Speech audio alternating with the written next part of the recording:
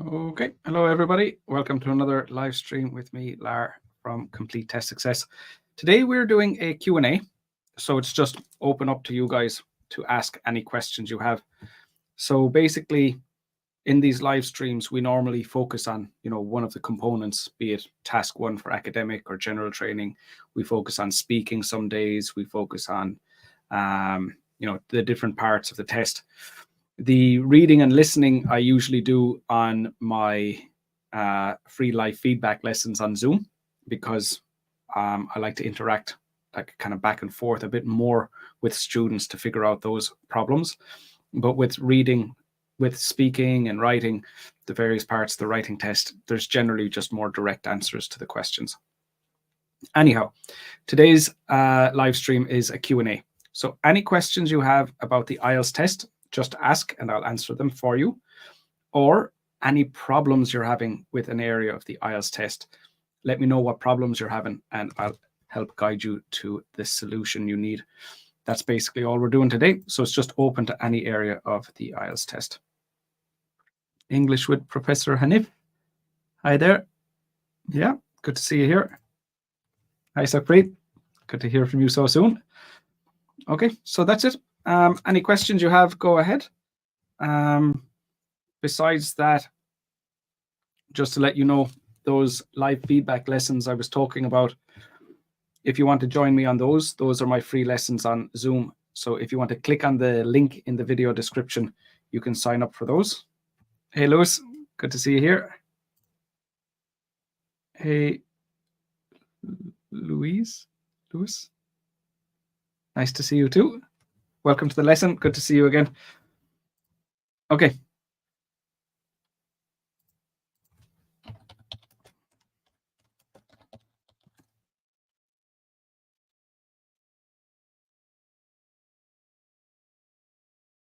Lewis and Lewis.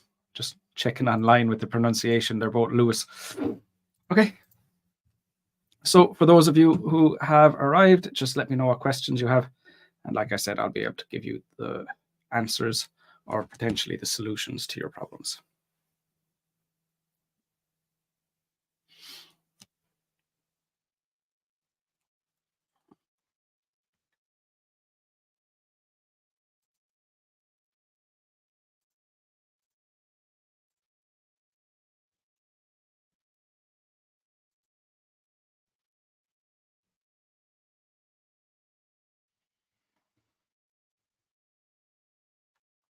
Okay. So Sakpreet, so is a formal or informal cohesive device. So would be neither formal nor informal. It would be suitable for both situations. It's the same as saying because, but the other way around. So if you say like, I went to the shop because I needed milk, or I needed milk, so I went to the shop. It's neither formal or informal, and it would be suitable for any general training letter, either type. Javo here. I have a month until my exam, and is it possible to get 7 from speaking? Currently 6 and 6.5. Yeah, definitely. A month is plenty of time.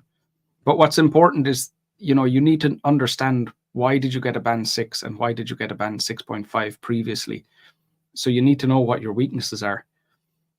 So for example, if your weakness is you're always making mistakes with articles and you're studying vocabulary, well, you're not going to be able to get your score as quickly as possible. What's important is to know what your mistakes are. Once you know what your mistakes are and you can start fixing them, a month is plenty of time.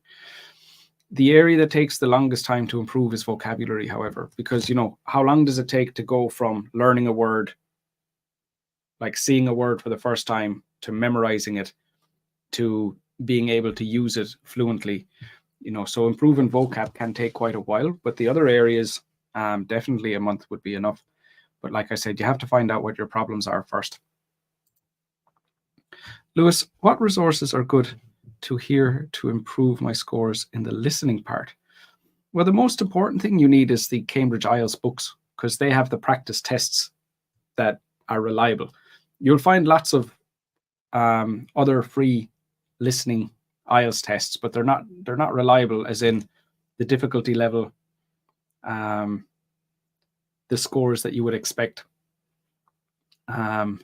So if you're using like those free listening tests that you find online, you might think you're capable of a higher score than you really are, or you might think you're capable of a lower score than you really are. So having the Cambridge IELTS books, because they're official tests created by Cambridge, they're 100% reliable. All the question formats are the same. The level, the difficulty level, everything is what you can expect in the real test. So using those is very, very important.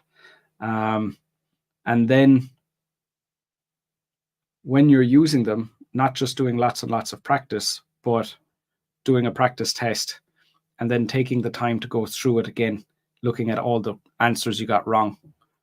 I've said this like a million times on this channel, but it's basically where most students don't improve their listening scores is they do a practice test, then another practice test, then another practice test. And the problem is the scores stay the same. But if you do a practice test, look at all the incorrect answers and figure out what went wrong. Was it a weakness that you have? Is it a weakness in spelling?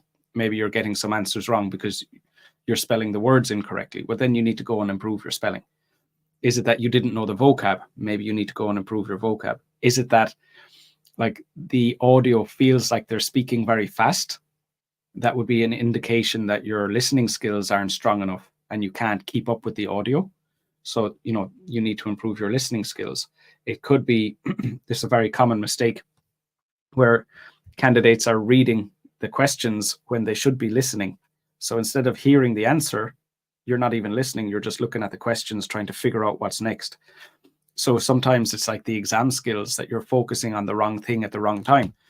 There are many different possible reasons. Once you start to understand what you're doing wrong, then you can go and fix those problems. But until you do that, you will expect to get the same score in every practice test you do. So that's basically it. Like, do a practice test, figure out what went wrong, fix that, do another practice test, figure out what went wrong, fix that. And by going through that process, you will see your scores improving. It takes longer, but it works. So in that sense, it's more work, but it will improve your scores. Lewis, Mr. Lar, I found it confusing to differentiate between false and not given in reading. For me, certain elements in the question statement are given in passage, but some are not. How do I identify, please? Well, you have to have the exact same information, or the exact opposite information, something that contradicts the question statement, So you have to be 100% sure when it's false. So let's say in the question it says, all the students enjoy studying there. And then in the text it says, most of the students enjoy studying there. So there's a difference between all and most. You're going, no, it's not all, it's most, therefore it's false. So there's something very specific. There's a very specific piece of information in the text telling you this is wrong, right? So then when it's not given, it might say, there are very high levels of satisfaction among students. So it's like very high. Is that all? Is that everyone? We don't know. So you have to say with 100% certainty that the question statement is wrong. Like, you found the piece of information that tells you it's wrong. And if you haven't found the piece of information, if you found like they're talking about the topic, that doesn't mean it's wrong.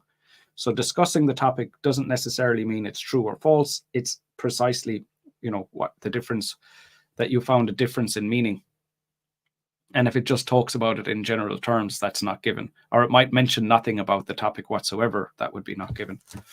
So yeah, you need to find, like, you should be able to circle a piece of information. When the answer is false, you should be able to circle the piece of information, go, there, that's why it's false. See, right here, it tells me this, which means the question statement is false. But when it's not given, you will never have that certainty. It's just kind of like, I didn't really find anything. It doesn't really say anything. So very often when the answer is not given, it's a similar experience to not being able to find the answer. So like the feeling that you have is, oh, I can't really find it. That's not given. That's how you should feel. Hi, Alec Beck. Good to see you here. Coramboy. Hi. Hello to you. I have a question. When I write an essay, it takes more than 40 minutes because of the length of the essay. I usually write more than 350 words. Can you explain to us how to write less and say more? Well, you don't necessarily need to say more. Typically speaking, when essays are that long, when essays are like 350 words long, it's usually because there's too much in the body paragraphs. And very often what you'll find is students go off topic. So they start talking about something else, or they start repeating the same points that they've made previously. So it's generally speaking, a lack of focus is normally the problem. So if you plan your essay first, rather than just, writing the essay from your directly thinking of the ideas as you're writing the essay, plan your essay first and go, okay, what exactly is my idea? And how exactly am I going to develop that? And if you're able to make that decision first, you'll find that, you don't have this kind of meandering development that kind of lacks focus and doesn't really do what it needs to do and ends up being quite long. You want to just have a very direct, here is the exact explanation about why my idea is related to the topic, or here's an exact example of what I mentioned happening in the real world. So it could be that you're not planning your essay carefully enough. I'd recommend planning. Spend some more time on your plan. Make sure that the development is included in your plan. A lot of students, when they're planning, they'll just plan the ideas, but not the development. And this can happen in that situation as well.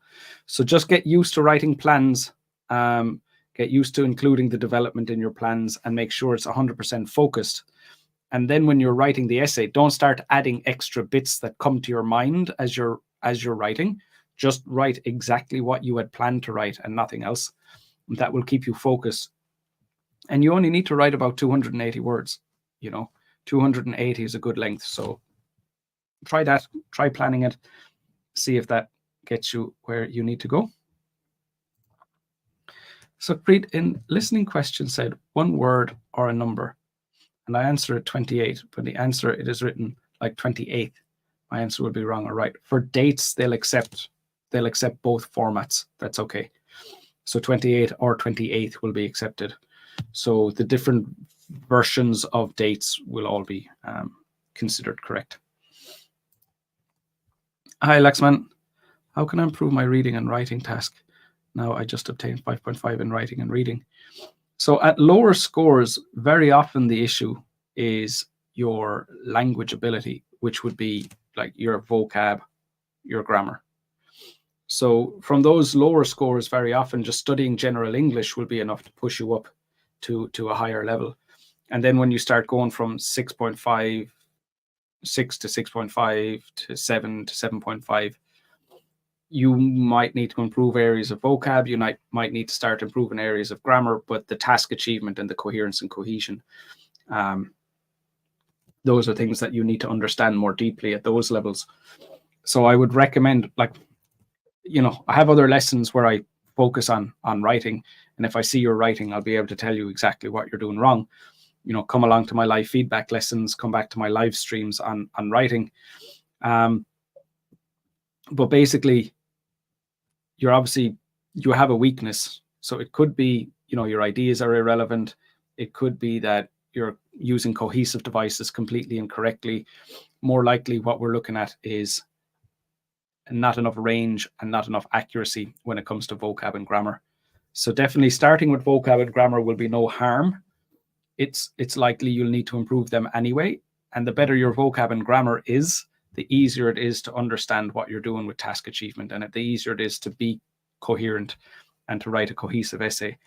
So probably working on your vocab and grammar first to start with. When it comes to reading, it would be like I just mentioned earlier on, we were talking about improving your listening scores here. Lewis was asking about improving your listening scores. So it would be the same situation there where, you know, do a practice test, figure out what you did wrong, fix that problem, do another practice test. So it would be a similar strategy to that, but it's quite likely that your level of vocab and grammar are also limiting your reading and listening scores. So generally speaking, vocab and grammar are probably issues, but there might be other problems that you need to address as you start to improve as well. Japo here. How can I improve my overall understanding about paragraph in matching headings, questions, types? So there are two main issues with this question type. The first one is when students use that skimming and scanning strategy. So, you know, like you find a keyword, skim the text, try to find the keyword, then read the sentence. So that strategy I don't recommend. The strategy I recommend is you read paragraph 1 from start to end. You're not skimming, you're not scanning, you're not trying to read super fast. Just read it like you would a normal book, a normal newspaper. Start with the first word, read the full sentence, read the next sentence, read the next sentence. So the strategy I recommend is read the first paragraph, then go through all the questions. Go through all the questions and see which ones you can answer. Then read the second paragraph and go through all the questions again, see which ones you can answer. Read the next paragraph, go through all the questions again. So with that strategy, instead of trying to guess what the paragraph is about, you've read the full paragraph. So for this question type you're talking about with the matching headings questions, if you've read the full paragraph, at least you know what it's about and you're not trying to guess what the paragraph is and then guess which is the right heading. At least you have all the information you need. So by using that strategy I've suggested, that will overcome that problem where you're trying to guess what it's about without reading it. The second problem with this question type is that the headings that you choose from, they're written in a way that some of them are quite similar. So what will often happen is you're trying to say, okay, which heading should I choose for paragraph A? And you're going like, well, number 3 and number 7 look like they're both correct. And I don't understand the difference. And that's intentional. Like Cambridge is writing the IELTS test to intentionally have these two options look pretty much the same. Now, they're not the same. The problem is with your level of English, they look the same. So the problem is you think 3 and 7 look the same. How can you understand the difference? Well, you need to improve your English. So what are you going to do? Like go away for 6 months, study English, come back, and then you'll understand the difference. Obviously, in the test, that's not an option. So you just have to guess. There's no choice. The fact that your language ability does not allow you to understand the difference means you just have to guess. So unfortunately, there's no better solution than that. But where a lot of students go wrong is they'll spend a long time guessing. So, you know, they'll look at it for like 2 or 3 minutes going, what's the difference? What's the difference? What's the difference? And then after that length of time, they guess. So you've lost all that time that could be very helpful for you when you're answering other questions. So instead of spending a lot of time choosing, just go like, look, there's nothing I can do here. I don't understand the difference. I'm just going to choose 3. Am I right or wrong? I don't know, but I have no choice. I just have to guess. So in that situation, just, you know, you can't really do anything about it, not while you're in the test. So you just, you know, choose one and move on.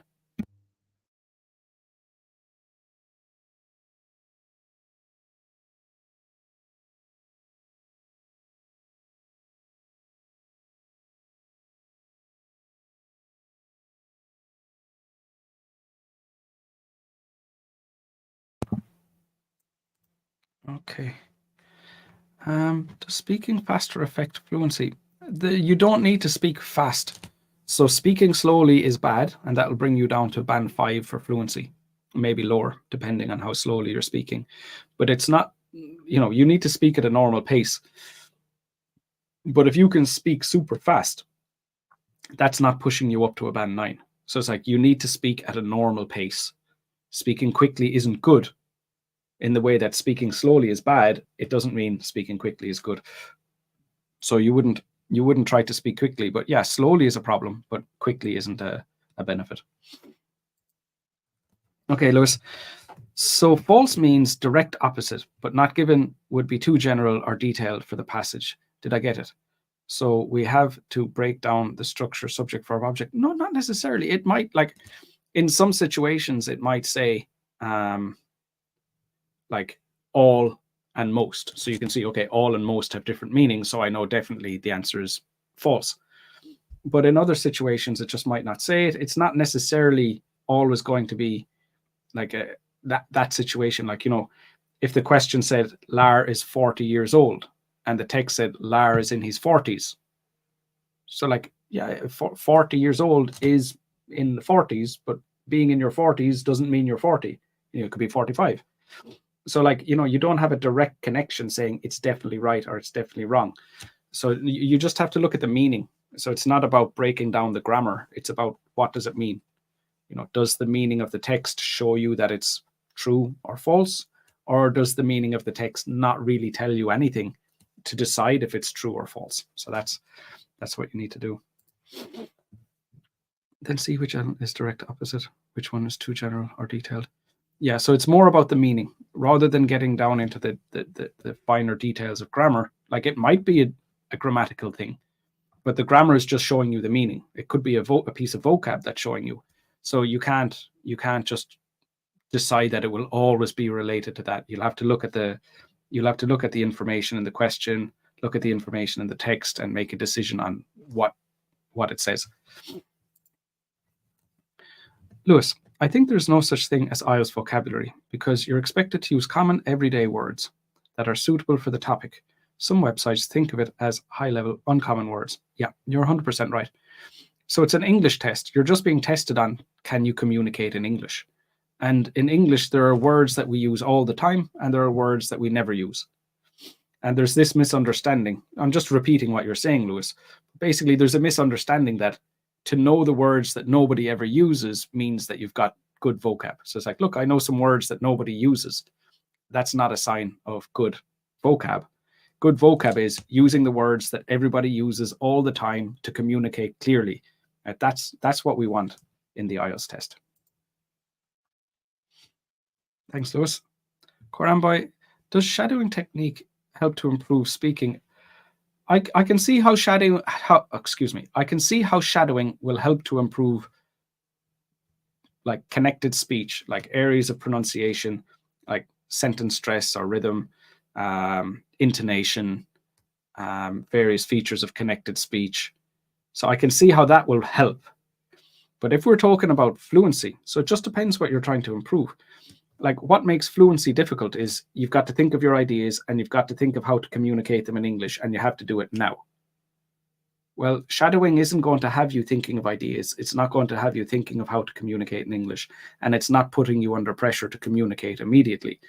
So if you're trying to improve your fluency, well, all that work is being done by someone else. They're thinking of the ideas, they're showing you what language to use, and you don't have to think of anything. You're just repeating it. So it depends what you're trying to improve. If you're trying to improve your pronunciation, I can see how that's going to help. If you're trying to improve your fluency, I can't imagine how that would be appropriate. So it just depends. There are definitely situations where shadowing is a great idea, but if you don't know what you're trying to improve, it might not be the best choice. I think skimming takes up too energy. Looking at topic statements is better for matching headings. I prefer to read the full paragraph. Skimming requires an incredible amount of focus. So if you ever lose your attention, like, you know, you start daydreaming or your focus drifts even for 1 second, then your ability to skim is lost. So you have to look at the words without reading them, and you're trying to find a word, a keyword, or perhaps you're trying to find a synonym of that keyword. And, you know, the word might be here. Like, if this was the text, the word might be here, and as you go over it, you don't notice, and then you got to go and do it again. Like, some people can skim. I personally can't. I find it incredibly challenging, and I'm talking about doing it in my own language. Whereas you just need to stay so focused 100% of the time. It's so easy to miss. It's so easy to miss the word you're looking for. I think just reading the paragraphs normally is just much more effective. Oleg Beck, Sir, what kind of additional things I should do for improving my speaking in my home? I usually get 5.5 in speaking. So look, what you need to do first is you got to break down fluency, vocab, grammar, and pronunciation. Figure out what you're doing wrong. From your name, it sounds like you're from Uzbekistan. And I know that, as far as I'm aware, it's the only country where you can request a breakdown of your scores. And they'll give you your individual fluency, vocab, grammar, and pronunciation scores. So you can do that. But even at that, like if you know that your grammar score is too low, you're not going to know what area of grammar are you making mistakes in. So like, are you making mistakes when it comes to like articles? Is it subject verb agreement? Is it plurals? Is it prepositions? Like, if you don't know what you're doing wrong, how do you know what you should be fixing? So a big part of it is finding out what you're doing wrong. Now, of course, you can just do everything. You can work on your fluency, work on your vocab, work on your grammar, work on your pronunciation. So you can just do everything. But the most effective way to do it is like find out what you're doing wrong. And it's what I do with the students on my courses. Like, we sit down, we do a practice speaking test. I go, okay, this is your score for fluency. This is your score for vocab, pointing out like what mistakes are you making with fluency? Is it your accuracy? Is it your range? What do you need to do to improve? When it comes to pronunciations, like, are you pronouncing the H sound incorrectly? Are you pronouncing the TH sound incorrectly? Is it your rhythm is incorrect? So like, once my students know what their problems are, then they can go and start to fix those problems, which means, you're studying much more effectively in that you're fixing the problems you have, not just fixing everything and hoping something works. Like, the amount of time it will take if you're just trying to do everything and, you're not sure which things are working and which things are not working, or which things are going to get you your score as quickly as possible. So finding out what you're doing wrong is definitely a massive benefit when it comes to getting your scores as quickly as possible. And besides that, if you don't have that option, it's just a matter of just improve everything until you eventually get your score. Hi, Mandeep. I have one question to become an IELTS examiner. Do I need to be perfect band 9? Yeah.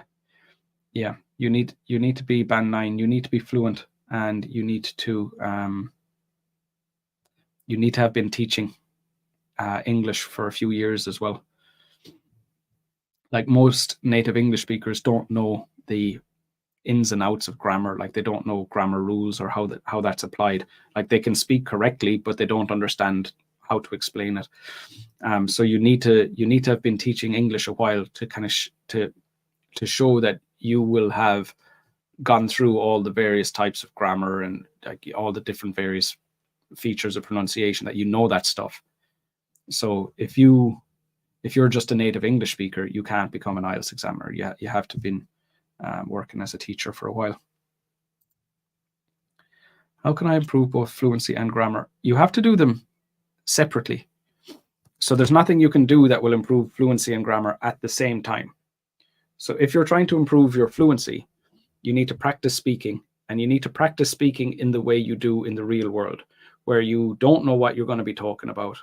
In that, like, when you're speaking to someone, you never know where the conversation is going. You have to wait, hear what the person says, and react instantly. In the same way, in the IELTS test, you never know what the next question is. So what I recommend doing is like get a list of questions online and just go through them. Don't read them first. Just read the first one, answer it, read the next one, answer it, read the next one, answer it, and don't give yourself time to improve. As you're working on your fluency, don't worry about any grammar mistakes. Don't try to use any vocab you wouldn't normally use.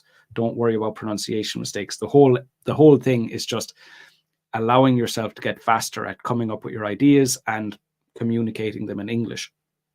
The more you practice, the better you get. Whereas then if you're trying to improve your grammar, well, what you need to do is you need to, basically stop worrying about fluency, focus on one very specific area of grammar. So let's say, for example, you're trying to improve your accuracy with plurals. So you need to slow way down, forget about pronunciation, forget about vocab and fluency, focus 100% on plurals, no other grammar area, just plurals. And you need to allow yourself to speak really, really slowly so that you can stop and think about the grammar rules and think about, the content of what you're saying, and should it be plural or should it be singular, and giving yourself the time to get it right. And over time, once you do that long enough, you'll start to get faster and faster, and eventually you'll start to do it automatically without even thinking about it. And as that happens, your fluency comes back up. So you're not speaking slowly anymore. And that's what you want to do. You want to get grammar to the point where you're doing it automatically. You're doing it without any consideration whatsoever. Once you've done that, if you have another grammar area you want to work on, then you start working on the next one. So that's basically how that goes. Good evening, dear sir. In order to nine, sir, my next question is that there are a lot of teachers who teach IELTS and only have 6.5 band. Yeah, that's true. So what's the question?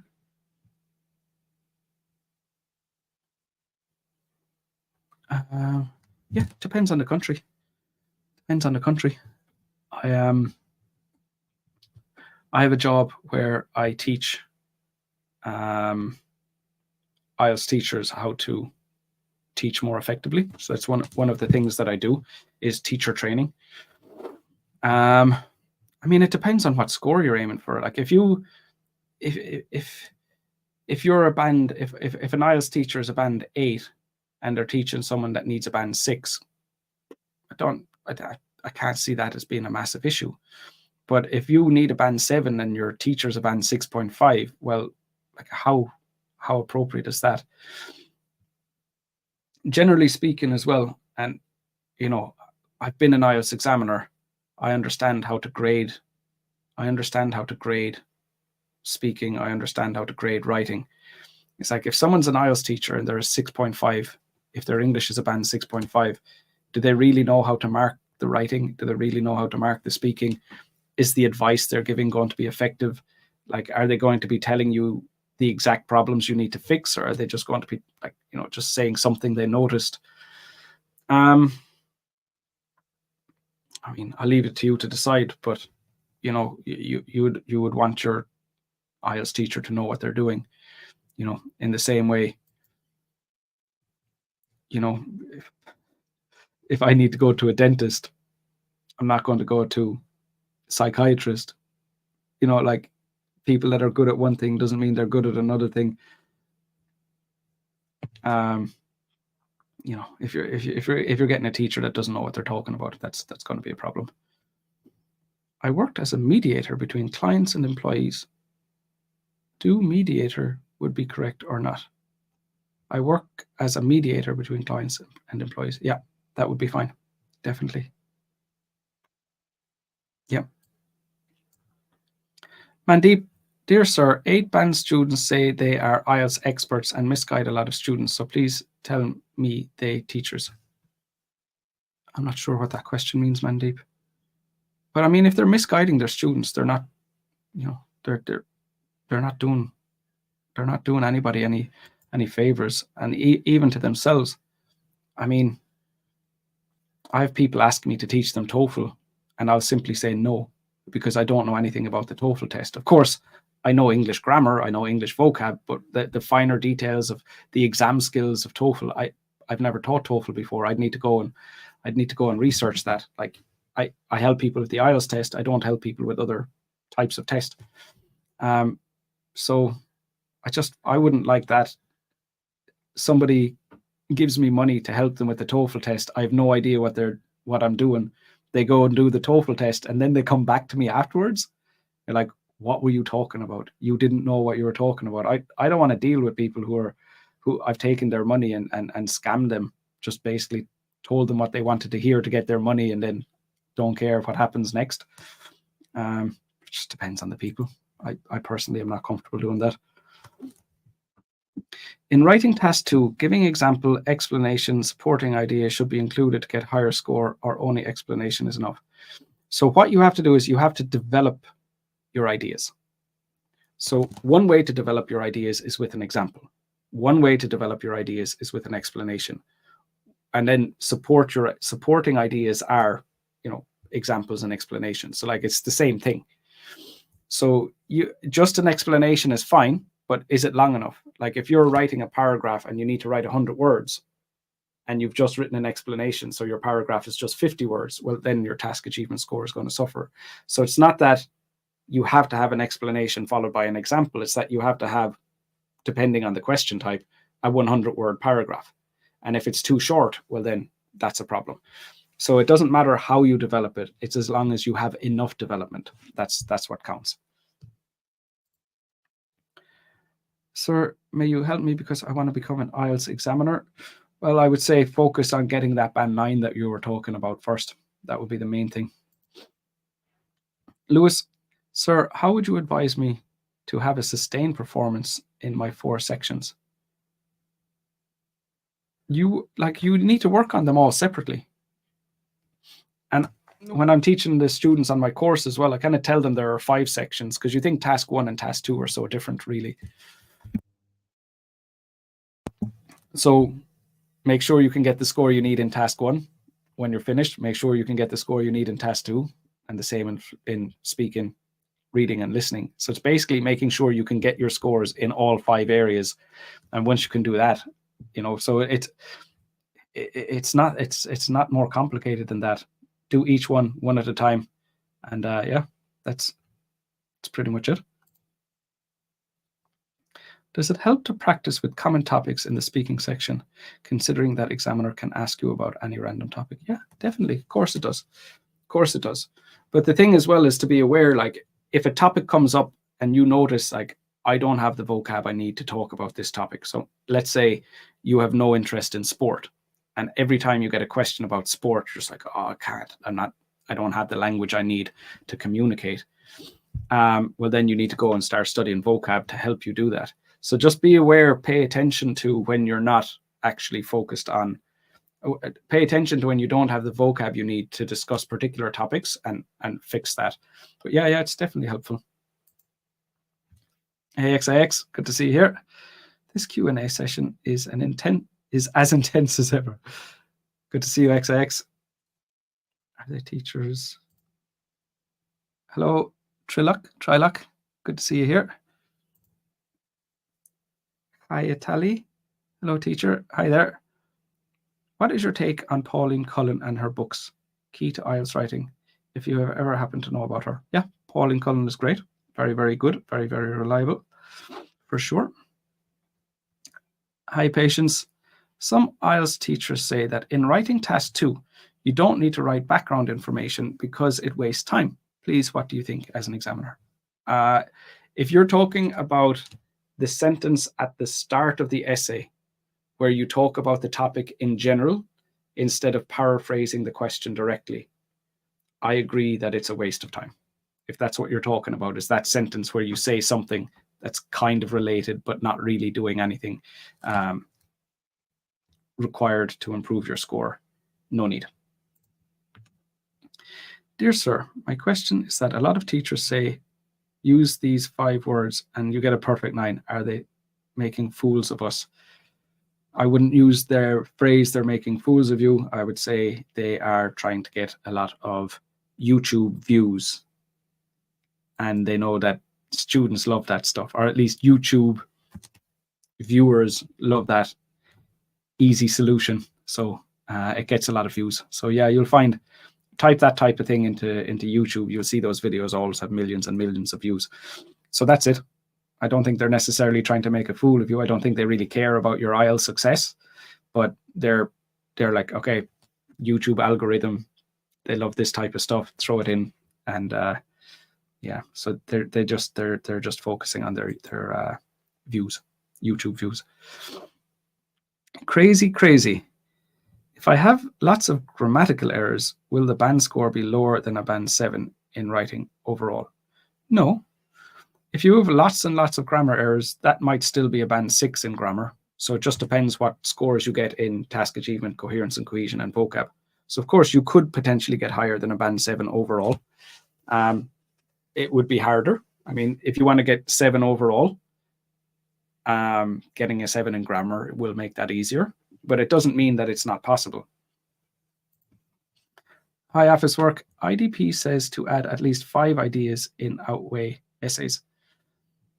That's not necessary. But you see, the thing is, different teachers are going to give different advice. So you're basically, there's a teacher working for IDP and they've said that that's what they advise. So it's not that that advice is wrong, but it's not that you have to do that. It's not that this is a requirement of the IELTS test, and if you don't do it, you get a low score. Just because someone in IDP said that doesn't mean it's a requirement. So can you do that? Is this one way to write the essay? Absolutely, 100%. It's not what I suggest. I suggest a different way of doing it. So it's not that this way is wrong and my way is right, or vice versa. It's that this is one acceptable way to do it. I use another acceptable way to do it. So it just depends on what teacher you're listening to. Is Grammarly trustworthy? Yes, I love Grammarly. Very, very, very reliable, and getting more reliable as time goes on. It's getting more and more effective. Patience, yes, please. I have no idea what that's about. Sorry, I missed that. Can we trust Grammarly regarding its ability to precisely check grammar errors? Yes, yes, you can. The free version doesn't give you all of the punctuation corrections. So like Oxford commas and stuff like that, it doesn't highlight those types of mistakes, but everything else is quite reliable.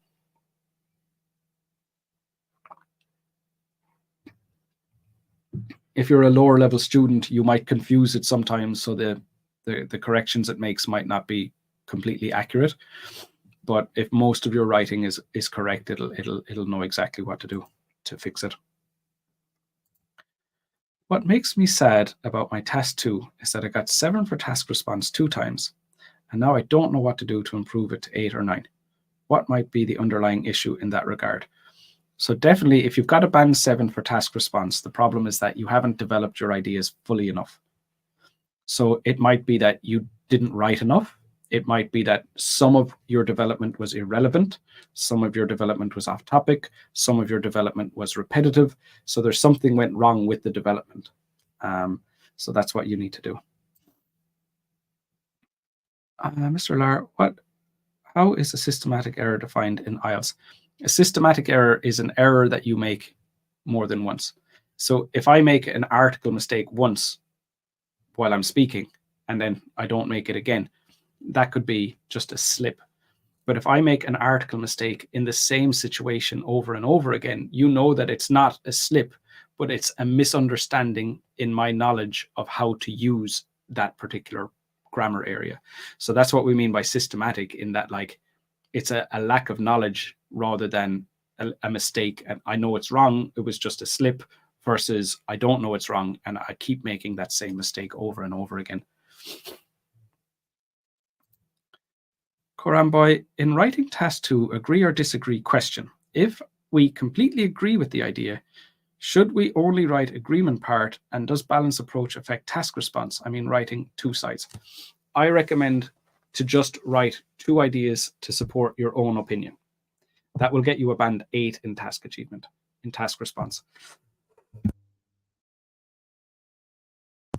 If you don't cover the other side in some way, it'll stop you from getting a band 9.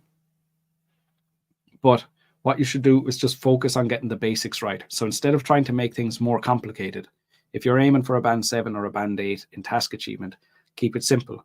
Just get 2 ideas to support your own opinion. Once you do that right, you'll be able to get a band 8. So focus more on choosing ideas that are relevant, choosing ideas that are specific, not having repetitive ideas, developing your ideas appropriately, all of the development being relevant, like doing that stuff rather than going, okay, I'm doing that stuff wrong, but I'm going to try and do some other extra stuff as well. Get the basics right.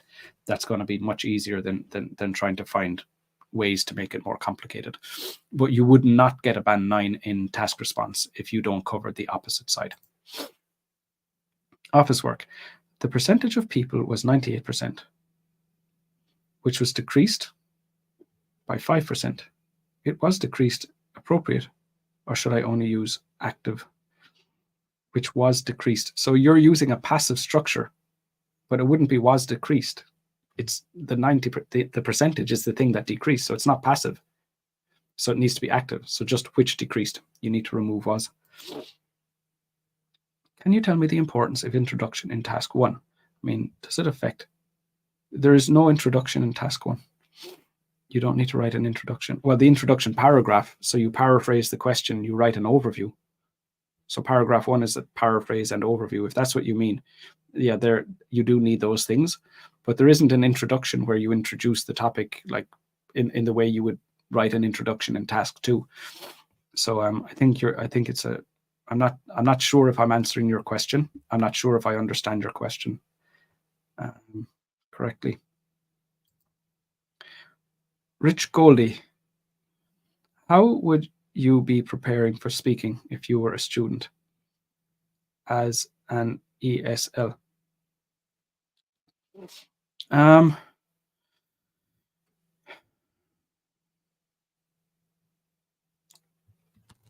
So this is what we talked about earlier on. Like the first thing you need to do is find out what you're doing wrong, right? So as a student, I would get feedback on my speaking and figure out, is my fluency okay, or do I need to improve it? Is my vocab okay, or do I need to improve it? Same with grammar, same with pronunciation. What grammar mistakes am I making? What types of pronunciation mistakes am I making? Like start off with getting feedback and finding out what your problems are. And after that, it's just about sitting down and putting the time and effort into fixing those problems. That would be the main thing. Same with writing. Like find out what exactly am I doing wrong. Reading and listening, we were talking about earlier on, saying do a practice test. Find out what you're doing wrong. Analyze all your incorrect answers. So the same thing is like you need to know what you're doing wrong before you can fix those problems. That would be the most important thing. Dear sir, if someone reads the newspaper daily, like The Guardian, BBC, or National Geographic, will these kinds of students get perfect band 9 in academic reading? No. Like, do they understand what they're reading? Do they find the vocab that they don't understand and learn it? When there's a grammar structure that they don't understand, do they research it and find out what it means? So it's not just about reading, but like, again, finding out, using that as a way to find your weaknesses and then fixing those problems, yes.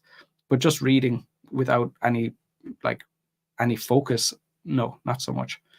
But reading is great just in general for improving your vocab and your grammar and reviewing the things that you already know.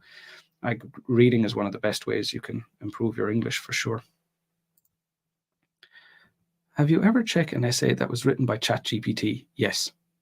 Are suggestions reliable given by ChatGPT? No. The ideas are often okay. The development of the ideas are usually irrelevant. And the range of vocab is generally it will use some quite obscure language that wouldn't be used by a native speaker. Yeah. So sometimes students, not students on my course, but other work that I do, students would submit essays that they got ChatGPT to write for them, and it would generally take me about 1 to 2 sentences before I'd recognize that it was written by ChatGPT or written by AI. And then there's an online app where you can paste in a piece of writing to check if it was written by AI. And yeah, like generally speaking, when I think it is. So yeah, it's a fantastic piece of software, but it doesn't write naturally, not yet. Rich Goldie, I have a band 6 in writing 3 times in a row. I have almost lost hope that I ever get a band 7. What tips do you give? So same thing we were just talking about there. Find out what you're doing wrong. Like I have writing corrections. I have a writing course, and that's exactly what I do with those 2 services is look at your writing and just go like, this is what you're doing wrong. That's what you're doing wrong. This is what you're doing wrong. This is how to fix it. Go and spend some time fixing it. Come back, show me the next piece of writing, and I'll pick out the next things you need to work on. So for writing and speaking, that's basically what I'm doing. Of course, there's the front end is teaching you what to do, but after that, it's looking at what you're doing, showing you what you're doing wrong, showing you how to fix it. Okay, guys, I only have 10 minutes left and still quite a few questions, so I'm just going to try and rush through them here. How often do you use phrasal verbs in writing task 2? Should I use them? or focus more on strong words that mean the same meaning. I would use the language that seems appropriate. Like when I'm thinking about how to communicate, I'm not thinking about, is this a phrasal verb or is it not a phrasal verb? Just use the language you're comfortable using. Make sure that you're communicating as clearly as possible. Once you start adding extra requirements like this and you start thinking about, okay, I'm not going to use this word, I'm going to try and find a phrasal verb instead, you're making it more complicated, and it's more likely that you will cause confusion for the reader. Be aware as well, a lot of phrasal verbs are informal and would not be suitable for task 2. Can you give an example? How can I write other side in agree, disagree? You could write a paragraph about it. You could include it in the introduction. You could include it in the conclusion. You don't need to say a lot about it. It's up to you, but you do need to mention it in some part of the essay. I'm not sure what you're referring to there, sorry. How can we prepare vocabulary? Just study vocab normally. Don't study vocab for your speaking test. Study vocab, just like in the same way you've studied vocab all your life, or however long you've been studying English. Just continue studying normal vocab, building on top of what you know. If I say which decreased, won't it mean that it decreased something, because in active tense form, subject is going to be the action. Yeah, but it's the thing that decreased. So if I say, like, I went down the stairs, it's not that I took the stairs and put it down. It's like I am physically the thing that went down the stairs. So just because it's active doesn't mean that the subject is doing something to something else. It's the one that experiences the verb. So it doesn't work like that. I mean, paraphrase, the table shows this part. Imagine I am in time trouble and I want to get really good score by only writing overview, body 1, body 2. Where's the must? Yeah, you have to write a full essay. I mean, if you're saying that you have this problem, the solution is get better at writing your essay in 20 minutes and the task 2 essay in 40 minutes. So it's not that you go to the test and this is still happening. You should fix this problem before you go to the test, not go to the test and find a way around the problem without fixing it. Like, you know, take your problems and fix them. That will get you your score. Would you recommend applying critical thinking in each of all paragraphs in the reading passage? Like, I'm not really sure what you mean by critical thinking in that way. I don't understand the question, sorry. ChatGPT writes like an academic article. Yeah, that's true. Mandeep, dear sir, I have to prepare myself according to IELTS marking criteria in order to get perfect 9 band. Yes, and you need to be at the standard of English required. So you need to have like fluent, you need to be completely fluent. You need to have all the vocab, all the grammar, be fluent, have like, you know, band 9 level pronunciation, everything. So like for someone to get a band 9, like how long it takes you to prepare for the IELTS test versus how long it takes you to learn English to that standard. Like learning the English is what takes the time. The test is just, you know, making sure that you deliver it in the way that they require you to. So if you're looking for a band 9, the majority of your time must go into studying English rather than studying IELTS. Okay. That's all the questions. Got through them all. Right. So I'm going to finish up there today. I have another live stream next week. I have a live feedback lesson tomorrow, which is true. I said that last week because I didn't update my schedule. I do have a live feedback lesson tomorrow. So click on the video, click on the link in the video description if you want to join that. Of course, I have courses as well. So if you want to get one-on-one feedback, you can send me an email there. I see a bunch of you saying thank you. You're all very welcome. See you next time. Take care of yourselves. Bye.